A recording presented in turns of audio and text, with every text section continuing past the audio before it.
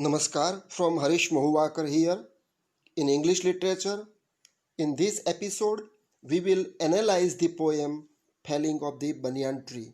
This is the last episode and we go for the analysis of the poem. Now, if we read the poem, anybody can understand it because the diction of the poem is very simple.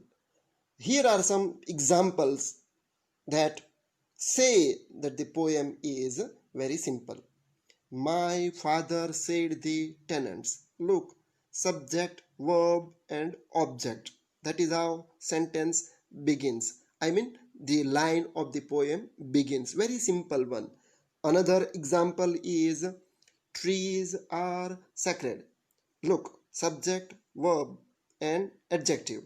And to be formed, trees are sacred. So again simple sentence. My father ordered eat. So this is how throughout the poem you find simplicity in the diction. Then there are some clauses also in a few sentences. So because of them these simple sentences become complex and they become long. What are the clauses? Who lived in the houses? This is one clause. Whose roots lay deeper? This is another one. Where there are no trees? Third one. Which grows? That is another one. So these are the few examples that we find clauses. They are attached with simple sentences. And then we go for another things, that some eye-catching phrases are there. Immediately our attention is there. So what sort of things are there? Here we will take one example of one line and three phrases have been mentioned. Look. In the houses, standing our house, on the hill. Remember that in one line, these three phrases are found. Immediately they catch our attention.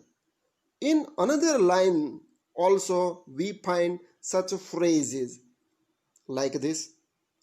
For 7 days, insects and birds, chopped and chopped. Look, repetition is also there. The word chopped is repeated. And such repeated words also create a kind of rhythm in the poem when we read it silently. Then to describe the banyan tree, some of the adjectives are notable. It gives picture what sort of a tree is there. So these phrases to describe the tree are like this, or you can say they are adjectival phrases. Scraggly aerial root, massive trunk, 3 times tall. So these are the phrases that describe the tree. There are some nouns in the poem, and especially proper nouns, and they describe people as well as other things. For example, father, grandmother, man, one, etc. There are some proper nouns also in the poem. Neem, Baroda, Bombay, Banyan.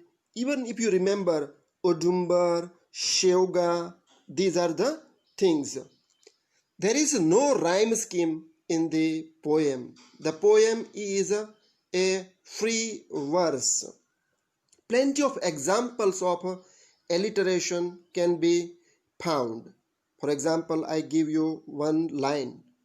Told the tenants, here ta, look underlined ta, and then na. And then structures. S, R, T sounds. So when we read the poem, when we read the line, these things, alliteration, help us to create a kind of rhythm. We like to read the poems, told the tenants, ta, structures, sarata, structures, sounds, all these things, and many other examples you find in the poem. Even to create a rhythm, the poet also has used repetition. For example, one by one. Look, the word one is repeated. Then another example, chopped and chopped. Even our house is also repeated. So these are the few examples from the poem that have been repeated, and we immediately can identify it's a repetition. So these words are used to create rhythm, and when we read, we like to a kind of a feeling that it is very sweet. So sweet to recite the poem.